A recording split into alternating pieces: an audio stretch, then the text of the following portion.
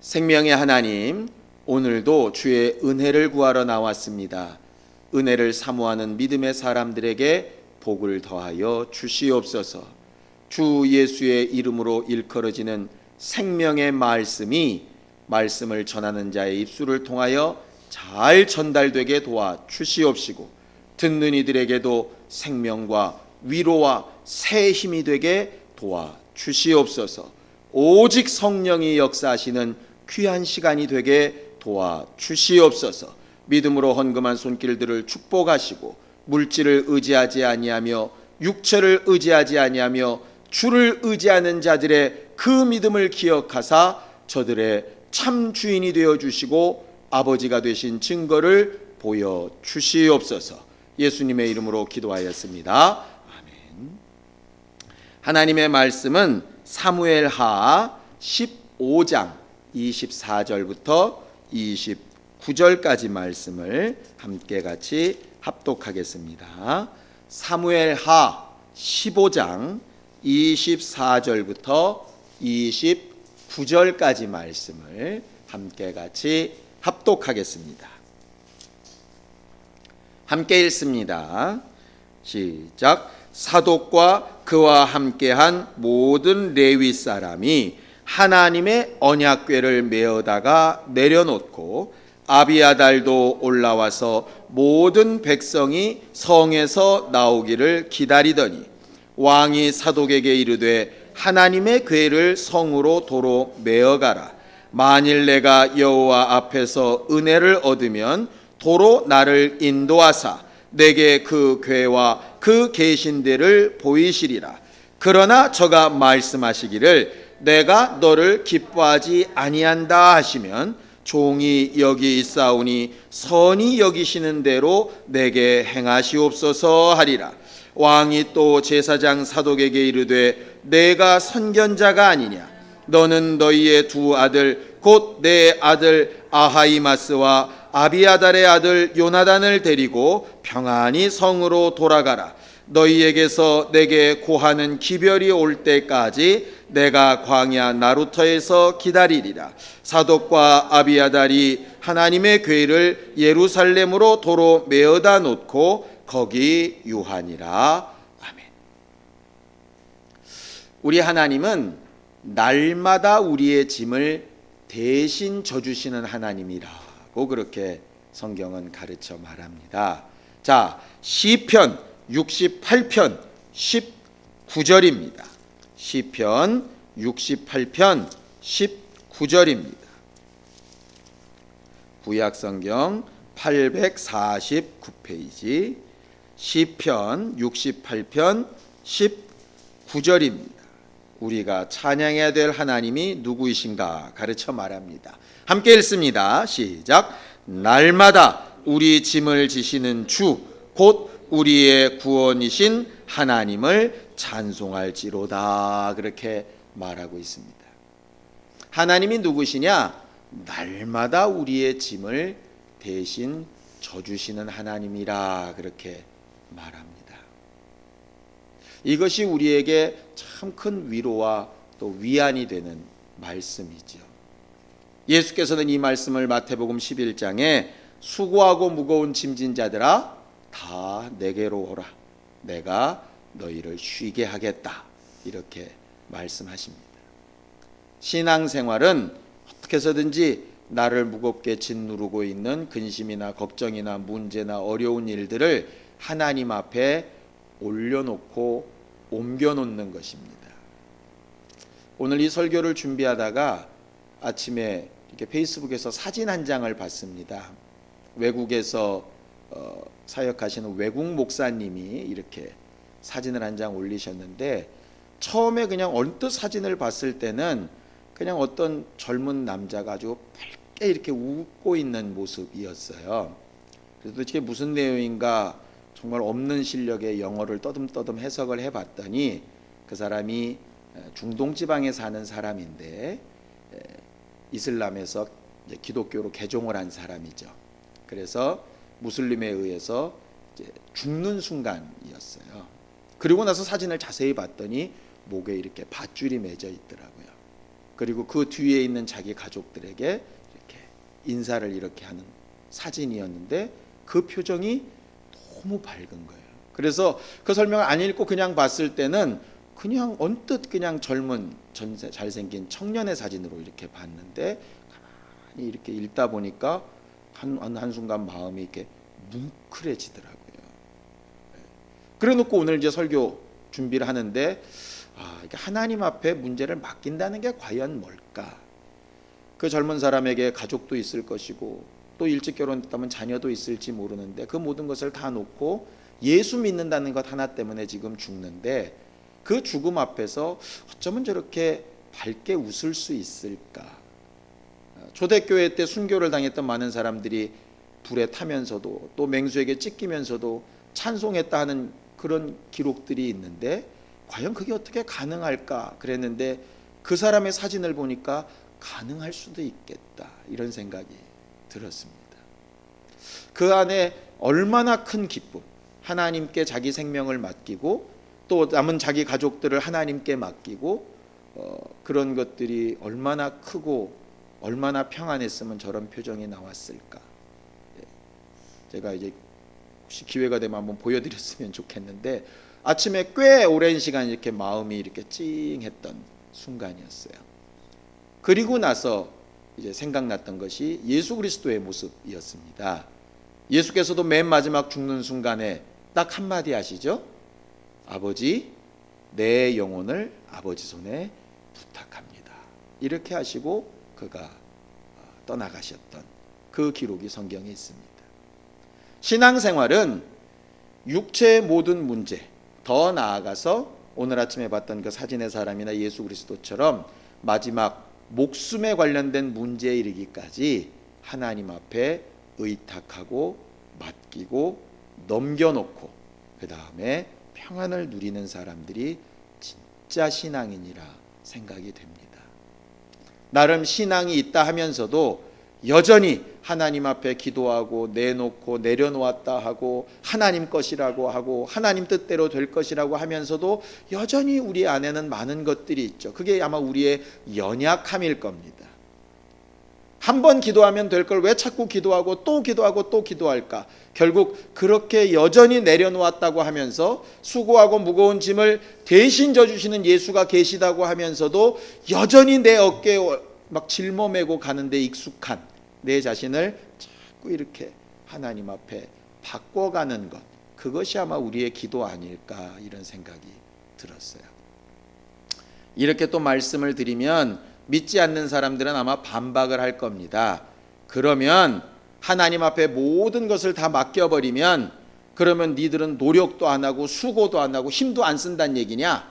그래서 예수쟁이들이 안 되는 거야? 아마 이렇게 얘기할지 모르겠어요. 근데 성경은 내 짐을 맡겨버리라 하는 그 말을 너는 손가락 하나 또 까딱하지 말아라 그런 말로 쓰신 것은 아닙니다. 자, 성경을 좀 볼까요? 베드로전서 5장 5절에서 7절까지 말씀을 함께 같이 읽겠습니다. 베드로전서 5장 5절에서 7절까지 말씀을 함께 같이 읽겠습니다. 함께 읽습니다. 시작. 젊은 자들아 이와 같이 장로들에게 순복하고 다 서로 겸손으로 허리를 동이라. 하나님이 교만한 자를 대적하시되 겸손한 자들에게는 은혜를 주시느니라. 그러므로 하나님의 능하신 손 아래서 겸손하라. 때가 되면 너희를 높이시리라. 너희 염려를 다 주께 맡겨버리라. 이는 저가 너희를 권고하심이니라. 이렇게 되어져 있습니다. 거기 너희 염려를 다 주께 맡겨버리라. 그것을 아무 생각도 하지 말고 고민도 하지 말고 노력도 하지 말라 그런 얘기 아닙니다. 그 앞에 7절 8절에 있는 대로 겸손하라는 말이에요. 겸손하라는 말은 뭐냐면 장로들의 말 앞에 순복하듯이 하나님의 말씀 앞에 순복하듯이 내 노력도 있고 내 지혜도 있고 내 판단도 있고 된다 안 된다는 네 결론도 있는데 그것대로 된다고 하지 말고 하나님이 일하시면 일하고 하는 것으로 좀 겸손하라. 그게 맡겨버리다 하는 말이에요. 하나님이 다 알아서 하실 거니까 뭐 난 가만히 팔짱 끼고 있어도 돼, 그런 뜻이 아니고, 내가 수고도 하고 힘도 쓰고 애도 쓰지만 이것 때문에 일이 되는 것이 아니고 하나님 때문에 된다라고 의지하라는 겁니다. 거기에 하나님이 너희를 권고하신다 하는 다른 말이 책임지신다, 이루어 주신다, 이렇게 되어진 내용이거든요. 예수께서 내 영혼을 아버지 손에 맡깁니다 하실 때 그는 십자가 안 지셨나요? 채찍에 안 맞으셨나요? 고난을 안 받으셨나요? 고난받고 채찍맞고 수치도 당하고 별일을 다 당하셨습니다. 그러면서도 내가 이렇게 수고했으니 뭔가 된다, 이렇게 된 게 아니라 이렇게 수고한 것은 내가 최선을 다해서 한 것이고 이 모든 일의 마지막 이루시는 이는 하나님이시라고 맡긴다 하는 것이죠. 어찌 보면 아무것도 안 하고 맡겨버리는 건 쉬울지 모르겠습니다. 또 열심히 하고 내 힘에 대한 결과만 기대하는 것도 쉬울지 모르겠어요. 근데 힘은 힘대로 쓰고 결과는 하나님 앞에 맡기는 것은 실상은 별로 그렇게 쉬운 일이 아니죠. 왜냐하면 내가 노력하고 힘쓴 것이 있는데 그걸 다 포기하고 그걸 인정받는 걸 다 내려놓고 하나님이 하셨다 한다는 것이 과연 쉬운 일이겠습니까? 사람이 그러나 거기서 벗어나서 거기에서 하나님 앞으로 돌아갈 때 비로소 제대로 신앙생활을 잘 하고 있는 것이라고 보일 수 있다는 것이죠. 오늘 성경 본문을 보면은요, 그냥 방금 우리가 읽은 본문만 봐서는 이게 무슨 내용인지 잘 모를 수 있습니다. 그래서 이제 앞뒤 내용을 제가 좀 설명을 드릴게요. 지난주에 우리는 다윗이 밧세바랑 범죄를 저질러 가지고 낳은 아들이 죽었던 사건을 우리가 봤지요. 그래서 하나님은 공의로도 응답하시고 은혜로도 응답하시는데 우리는 언제나 은혜만 구할 따름이라고 그렇게 우리가 배웠습니다.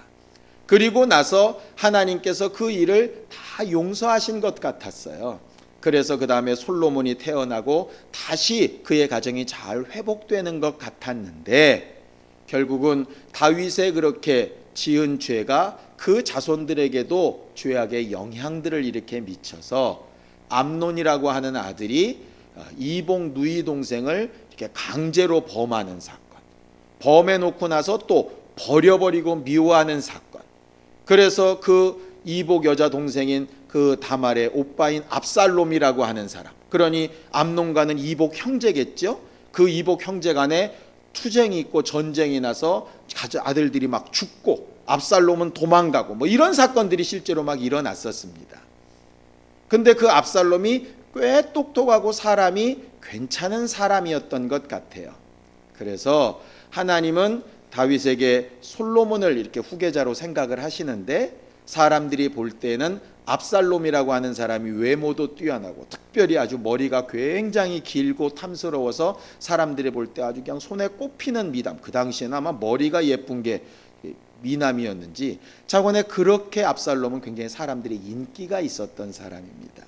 또 그 주변에는 돕는 사람들도 꽤 많이 있었어요. 그 상황에서 이 압살롬이라는 아들이 아버지에 대한 원망이 있어요. 왜냐하면 아버지가 분명히 큰 아들인 암논이 범죄했을 때 징계를 했어야 되는데 문제는 지가 저지른 죄가 있으니까 아들을 제대로 징계를 못한 거죠. 그리고 나서 그 아들이 압살롬의 손에 죽으니까 압살롬에 대한 또 미움 때문에 압살롬을 안 보는 겁니다. 계속 압살롬이 몇 번 화해하자 그러고 회개하고 잘못했다 그러고 하는데도 용서를 안 하는 거예요. 되게 웃기죠. 자기는 굉장히 큰 죄에서 용서를 받아놓고 용서를 안 해주는 겁니다. 압살롬이 그게 처음에 한 번, 두 번 서운하더니 나중에는 그 아버지에 대한 분노가 일어서 이제 반역을 하게끔 되어져요. 그 사무엘하 15장이 그 반역하는 얘기가 나와 있습니다. 자, 사무엘하 15장 1절을 좀 보겠습니다. 1절 함께 읽습니다. 시작. 이후에 압살롬이 자기를 위하여 병거와 말들을 준비하고 전배 50명을 세우니라 그랬어요. 압살롬이 다윗 근처에 올 때 어떻게 하느냐면 병거와 많은 말들을 놓고 이 전배라고 하는 것이 보디가드입니다. 경호원들을 50명씩 두면서 아주 위용을 자랑하면서 이렇게 다니는 거예요. 그러면서 예루살렘 근처를 돌아다니면서 무슨 일을 하느냐? 자, 6절 보겠습니다. 6절 함께 읽습니다. 시작. 무릇 이스라엘 무리 중에 왕께 재판을 청하러 오는 자들에게 압살롬의 행함이 이 같아서 이스라엘 사람의 마음을 도적하니라 이랬죠. 예루살렘 주변에 있으면서 다윗 왕에게 재판을 받으러 온 사람들에게 접근을 합니다. 왕이 너무 바쁘시고 그리고 나이도 드시고 그래서 내가 너희를 돕겠다고. 그래서 그들을 제대로 잘 이렇게 재판을 해주고, 살해하려고 그러면 살해 안 받고, 인사하면 우리끼리 무슨 인사냐 그러고 굉장히 겸손한 모습을 막 보이니까 사람들의 마음이 점점 압살롬에게로 이렇게 가죠. 그것을 성경은 뭐라고 얘기하냐면 사람들의 마음을 도적질했다 이렇게 말하고 있어요. 결과적으로는 어떤 상황까지 벌어지느냐 하면 지난주에 말씀드렸던 것처럼 다윗이 취했던 밧세바의 할아버지가 아히도벨이라고 그래서 다윗의 모사였습니다. 작전사령관이었어요. 자, 그 뒤에 보면 12절을 좀 보겠습니다. 사무엘하 12절입니다. 15장 12절 시작. 제사 드릴 때에 압살롬이 사람을 보내어 다윗의 모사 길로 사람 아히도벨을 그 성읍 길로에서 청하여 온지라 반역하는 일이 커가매 압살롬에게로 돌아오는 백성이 많아지니라. 그러니까 결국 다윗이 범죄한 것이 꼬리에 꼬리를 물어서 가장 친한 친구이자 그의 모든 군사작전과 내용을 알고 있는 아히도벨이 압살롬의 편에 딱 선 것이에요. 전쟁이 되겠습니까? 다윗 군대가 뭔 전쟁 계획을 세우려고 그러면 아히도벨이 다 알고 있는 거예요. 그러니까 도무지 전쟁이 안 되지요. 그래서 다윗이 실제로 이 사건 이후에 자기 친구에 대한 배신감 때문에 기록한 시편이 시편 55편입니다. 자, 시편 55편을 좀 읽어보겠습니다. 시편 55편입니다. 함께 읽습니다. 시편 55편입니다. 12절, 13절 함께 읽겠습니다. 55편 12절, 13절 시작. 나를 책망한 자가 원수가 아니라 원수일진데 내가 참았으리라. 나를 대하여 자기를 높이는 자가 나를 미워하는 자가 아니라 미워하는 자일진데 그를 피하여 숨었으리라. 그가 곧 너로다. 나의 동류, 나의 동무요, 나의 가까운 친우로다. 이렇게 되어 있죠. 그 앞에 보면 무슨 얘기냐면요, 나를 책망한 자가 원수가 아니라 만약에 원수였다면 내가 참았을 것이다, 이런 말이에요.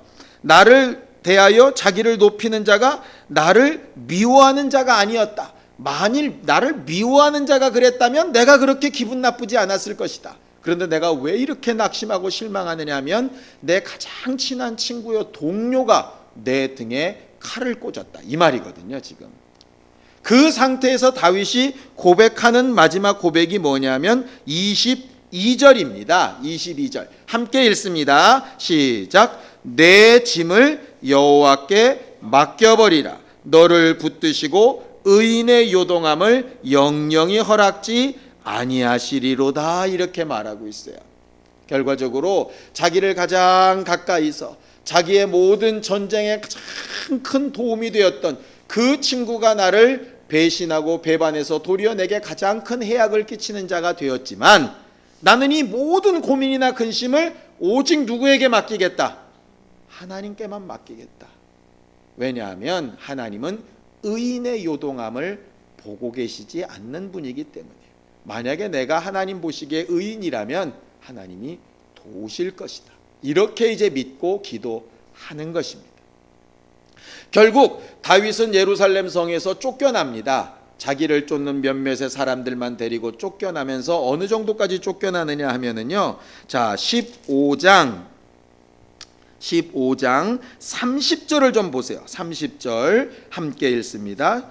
15장 30절 시작. 다윗이 감람산 길로 올라갈 때에 머리를 가리우고 맨발로 울며 행하고 저와 함께 가는 백성들도 각각 그 머리를 가리우고 울며 올라가니라 그랬어요. 이 감람산이라고 하는 것이 바로 그 겟세마네 동산, 예수께서 기도하셨던 그 자리에 올라가는데 머리를 풀고 왕이 맨발로 백성들과 함께 통곡을 하면서 하나님 앞에 회개하며 이렇게 올라가는 모습이 기록되어져 있죠.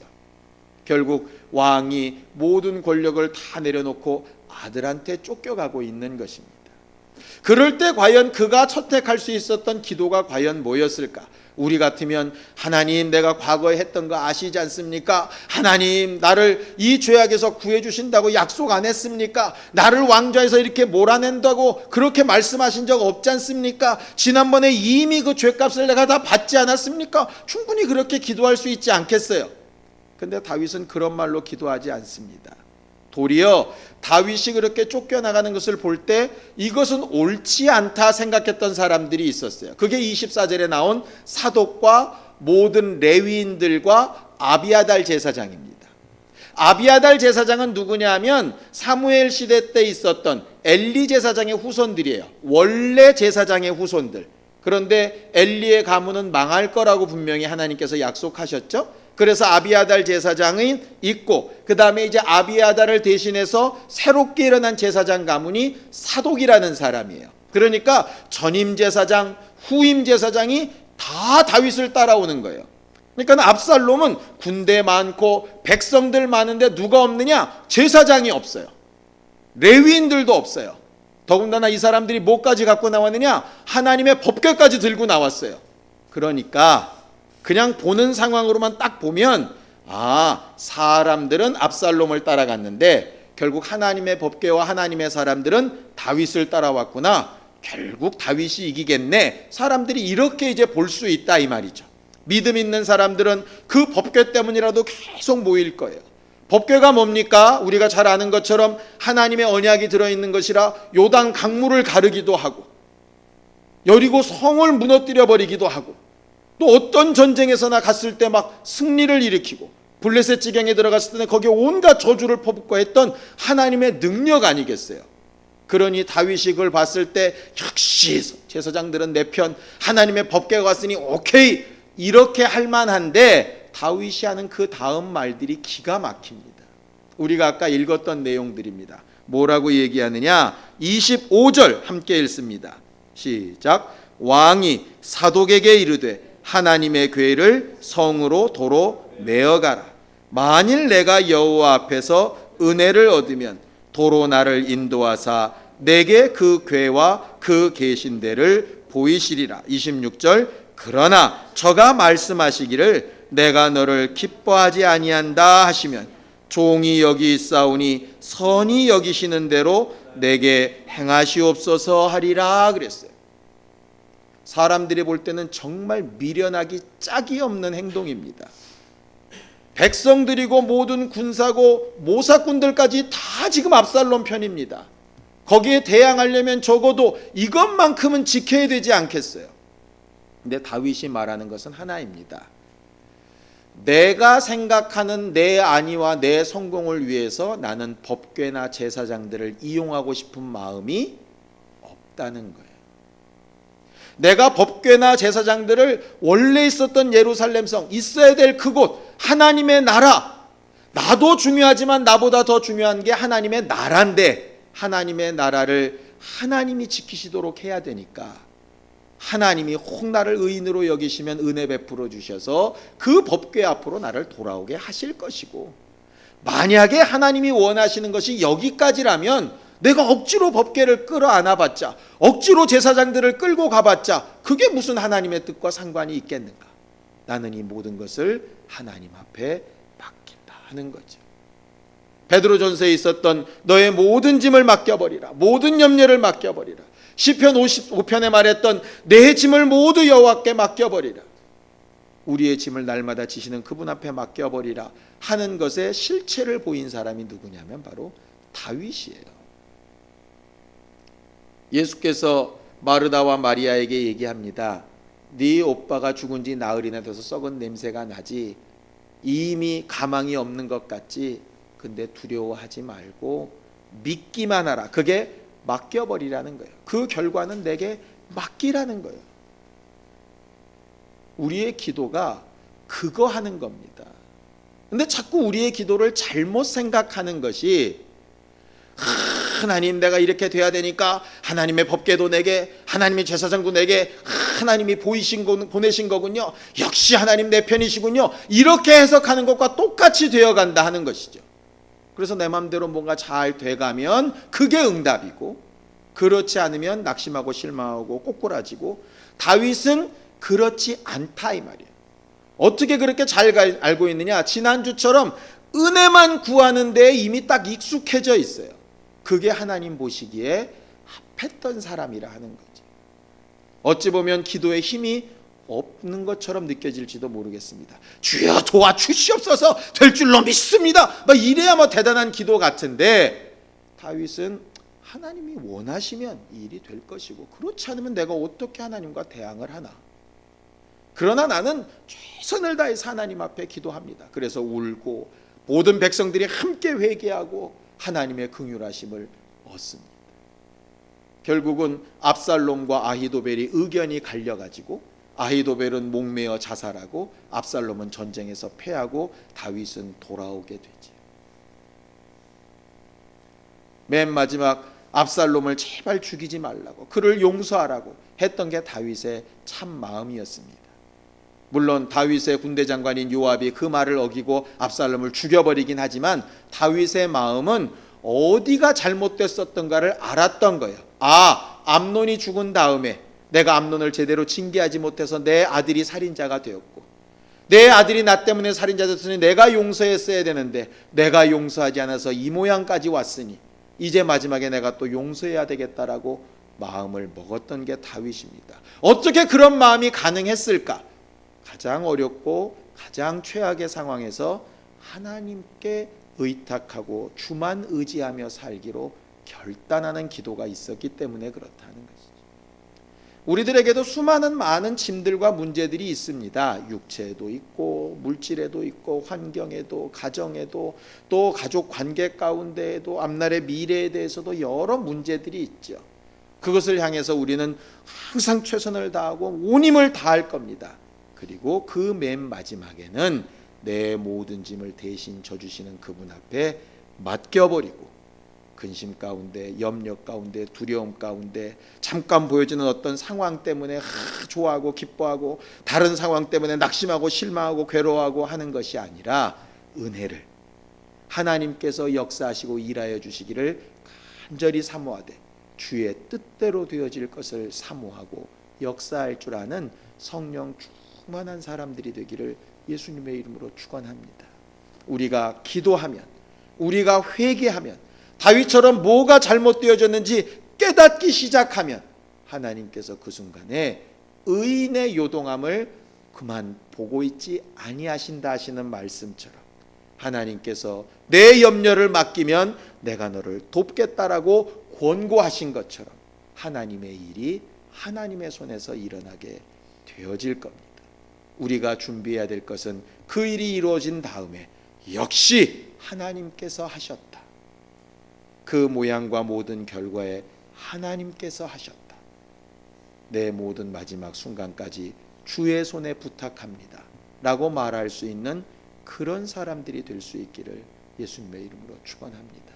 그래서 오늘 아침에 제가 봤던 그 사진 속의 사람처럼 언젠가 우리가 이 세상을 떠나고 모든 기회가 마무리될 때 정말 기쁘고 행복한 밝은 웃음으로 하나님께 맡겨진 그 삶을 승리한 그 결과로 주 앞에 갈 수 있도록 오늘 저녁에 우리가 함께 기도할 때에도 예수여, 내가 내 모든 근심과 내 무거운 짐과 나로서는 어찌할 수 없는 모든 것들을 주 앞에 맡깁니다.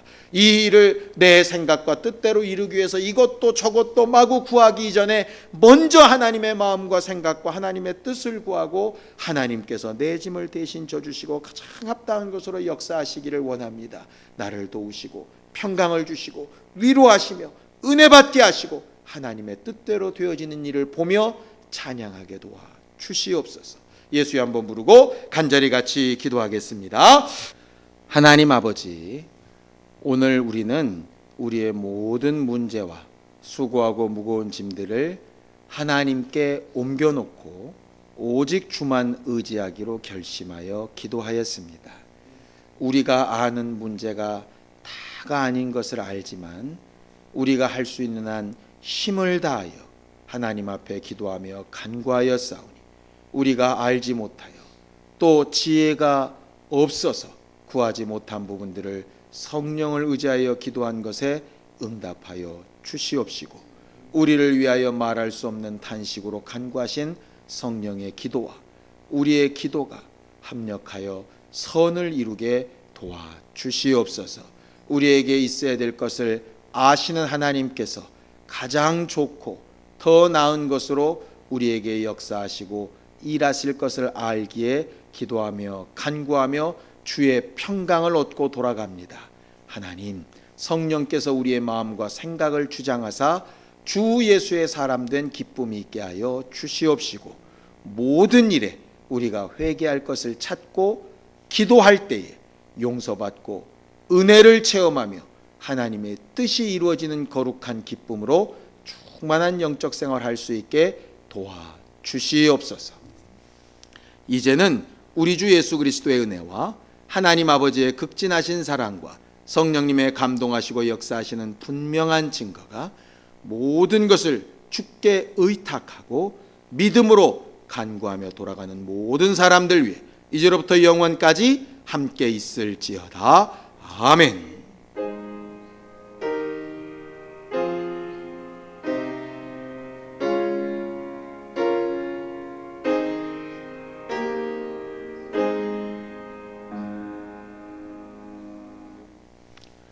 우리 기도 들으신 하나님 앞에 감사하는 박수 끝내겠습니다. 수고하셨습니다.